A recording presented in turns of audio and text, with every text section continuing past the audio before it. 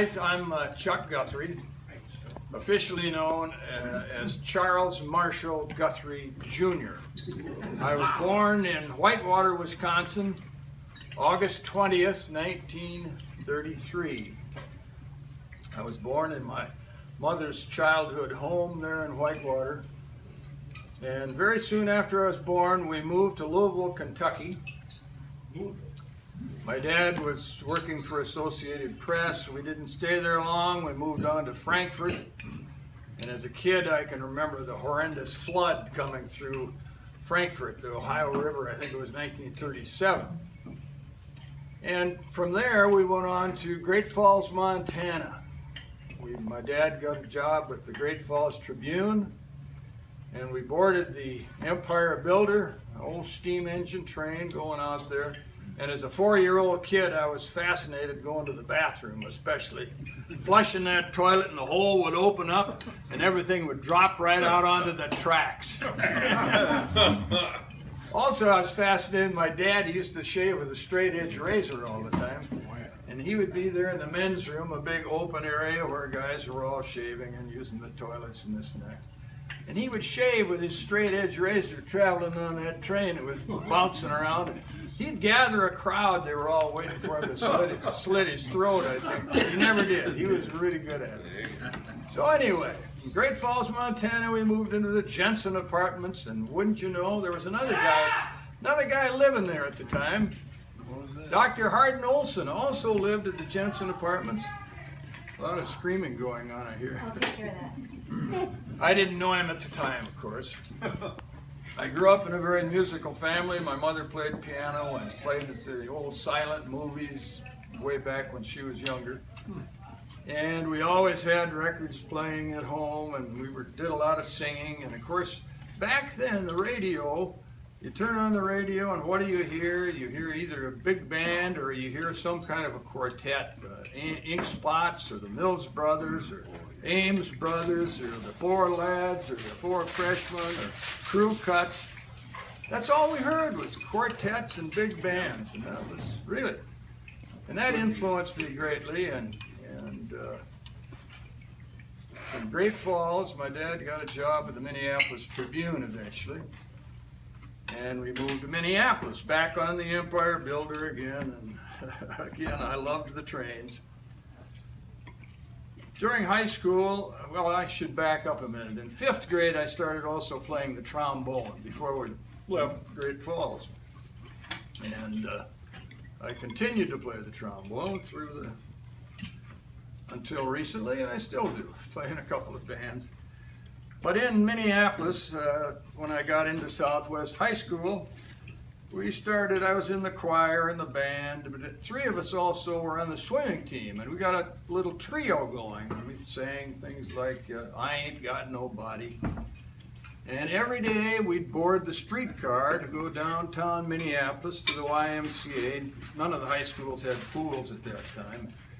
And we'd work out, practice our swimming, and one of the guys and myself, though, had a real fascination for the Alvin Theater downtown Minneapolis. Some of you may remember that. Instead of swimming practice, we'd wind up at the Alvin, not just to see the girls, but to hear the pit band. We loved the little pit band there.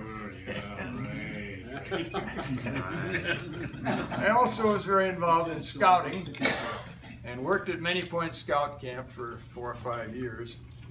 And 4 of us got together up there and started a real barbershop quartet.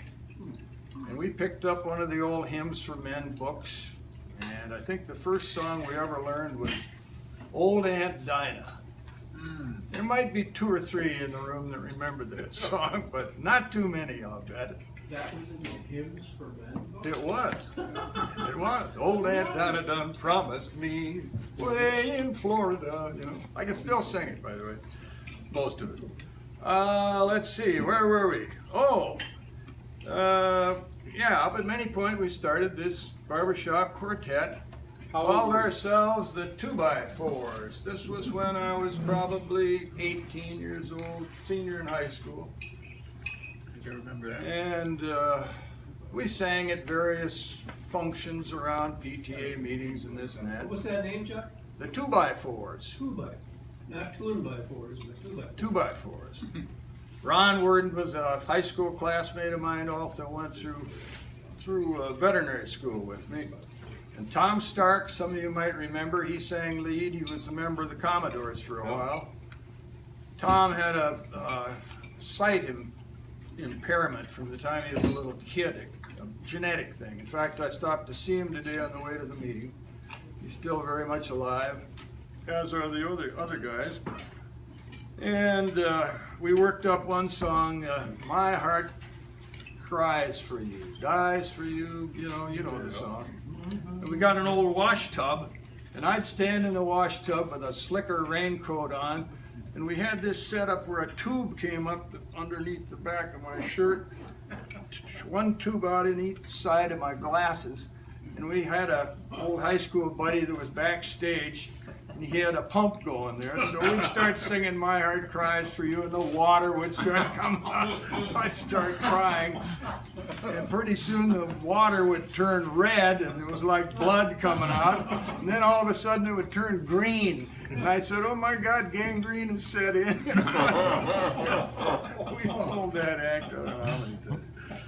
Anyway, back in about 1952, I think it was, I went to a Minneapolis Commodore show at Northrop Auditorium, and they had the 4 teens on the show, which were 1952 international champions, the Air Force guys, and I can remember them opening up with Tooralura Lura, and boy, they hit that Tooralura Lura, Tooralura Lie. I'll never forget that chord.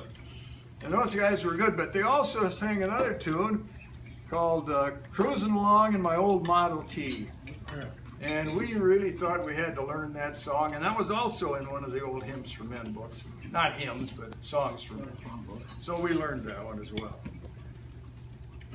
But after being exposed to barbershopping at the auditorium, I thought, we ought to go down to their meeting. We heard that they met at the Elks Club on, what was it, Monday nights? I can't remember. Tuesday. Was it Tuesdays always? Okay. So the whole quartet went down to check out the Society for the Preservation and Encouragement. And boy, I was really impressed with it.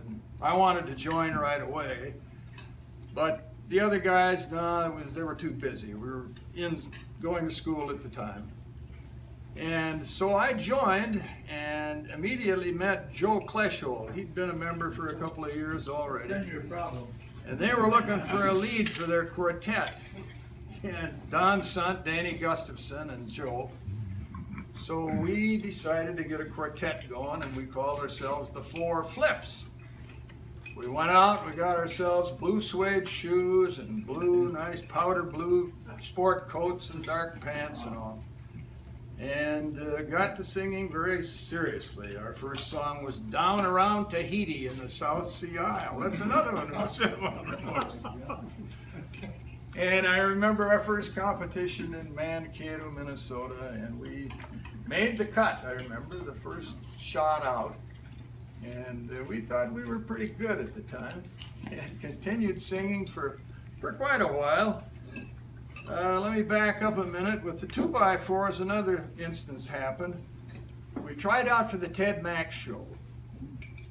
We were standing in line at Radio City Theater, and some of you may remember that, one of the most beautiful theaters in the whole state, which has since been torn down, sadly. But anyway, we were standing in line waiting to try out for the Ted Mack show, and immediately ahead of us were 4 young ladies.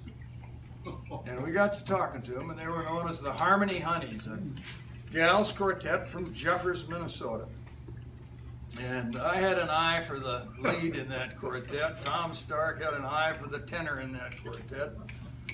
And that summer I went off to Cheyenne, Wyoming on my motorcycle to work at the Wyoming Hereford Ranch, because that was required to get into veterinary school. You had to work on a farm for 6 months. Well, this wasn't exactly a farm, but anyway, I worked out there. After my return, I looked up this lead with the Harmony Honeys, and it was love, immediate love. And we eventually got married, and that was one of the reasons that the Four Flips broke up. And I finished veterinary school, went out to South Dakota for a year and practiced there. Moved to Rochester and joined a veterinary practice there. And one night, Del Ryberg called me and said, why don't we get a chapter going down here? And so we got together and put out a little advertising, and we got a few guys together, and eventually we had 20 guys, and we chartered as a chapter. There was nobody else in the group that knew anything about barbershop music, and since I'd had a little background of quartetting, I said, well, I got a feel for this, I'll direct. And so I started directing and continued to direct for maybe 20 years. And we had a pretty good chapter going and a pretty good chorus going for a while. I also was a president for a while. We had a fella come in from Iowa, Dick Johnson, who was worked for the TV station there. And I think he is still around. He was an arranger and loved to arrange music for the chorus to sing and for our quartet to sing back then. The Jiminy Crickets got started about that time. In '66 we got together.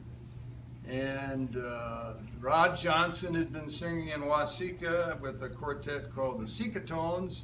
Don Worthman moved in from out east someplace, and Myron I'd been singing with, our bass. I'd been singing with him in a number of quartets, the Vocal Quads and the Other Brothers. And when Rod came to town and Don Worthman came to town, we got the Crickets started. Started competing right away and qualified for our first international in Los Angeles before we'd won the district. And we came back after the international. Well, that was a funny story. I'd go out to IBM and practice with these guys. They all worked at IBM. We'd be singing in the stairwells and this and that. And Lloyd Steinkamp was working for International at the time, and he'd come and coach us once in a while down in the stairwell. And I remember the last thing he told us, now before you get to this international competition, just remember, when the curtains open up, you're just going to get this thunderous applause and you're going to be overwhelmed. Well, we were scheduled to sing right before intermission, I remember. Who sang right before us? The Nighthawks. And the Nighthawks, of course, were favorites to win. Everybody wanted them to win anyway. And so when the curtains opened up as we were announced, we walked out there and we saw backsides. Everybody was parading down the aisles. That threw us a little bit. But anyway, we wound up 28th or something. Came home and won the district then in '67 and on to international for the next, 5 years running. The question was, I heard it a couple of weeks ago, why wasn't your picture with the crickets on some picture they passed? Oh, I know, it was on the album. They finally made an album. And there was a guy by the name of Charlie Schmirk that was singing baritone in the quartet at that time, the last year that they were together. The reason being that they had an offer to go on one of these USO tours for 17 days. I was a veterinarian by myself, had an office, and I had a family to keep alive and support financially, so there was no way I could go. But I said to the guys, you guys go ahead, it'll be a wonderful experience for you. And so I stayed home and cried, and they were off on their USO tour to the Far East. But IBM gave them the time off and kept paying them and everything, so it was no problem. So anyway, that was the reason for that. Oh, what else did I leave out? Let's see. So I directed in Rochester for many years and dropped out for about 4 years and directed the Sweet Adelines for 4 years, the chorus there in town, which was a great experience. Those gals actually learned the music and they'd come back the next week and they knew the words and everything, you know. It was great. And after 4 years of Sweet Adelines, I came back and directed the Rochester chapter. Let's see. Oh, some of the guys that meant so much to me that were back working with the society at that time. Bob Johnson was probably my favorite back then. God, he was wonderful. And I went to many directors' schools and just Harmony schools. Floyd Conant, I remember. Rudy Hart was another one, along with Lloyd Steinkamp that I mentioned. They were all my mentors.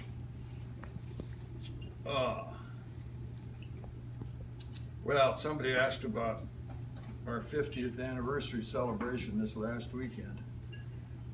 Don Worthman, our tenor, was out in Colorado, and obviously he said ahead of time, boy, my voice isn't what it used to be, and he's actually gotten quite deaf. And so it was a struggle for him, but Rod flew from Florida, Don Worthman, the tenor, from Colorado, and we all got together and practiced one session on Friday morning and then sang Friday night on the show. And it was, God, it was heartwarming and very emotional to see that standing ovation and all. And I know full well that it wasn't from the musical standpoint. It was a sympathy vote, probably more than anything. But we were the 4 original winners, and somebody said, no, I think the agriculturists did that as well. I think so. And I don't know that that's true, but if they all 4 were the original guys, I remember when they did it at the district. But anyway, it was wonderful, just wonderful. The following evening, they had the banquet for all the past district champs. Here we had all our peers in the room, and the same thing happened. We got up to sing, and my God, just standing ovation, one after another. And very unexpectedly, we were all presented with individual plaques for our 50th anniversary, and with our own names on them. So it was really great. I got all teared up, and as did the rest of us. And so we thank you for that. But there were a few of you there, I know that. Well, Jim, you got some big award that night too. You were inducted into the Hall of Fame, right? Yeah, we should hear about that. So thanks, guys. It's since I've lost my wife 7 years ago, I decided to move up to the Twin City area, and I've had the Lunch Bunch #1 every Thursday, and I've had BQPA, Barbershop Quartet Preservation Association. Every September, the week after Labor Day, we meet in Chicago. Every April, we meet out in, it was Tempe, I think it's Chandler now. And so, hey, I know a few of you have been there, especially these guys, the quartets in Chicago every year. And most of you out in Tempe as well. So that's been my barbershop commitment for right now. Until you drop. Till I drop, is right. So thanks, guys. That's all I got for today.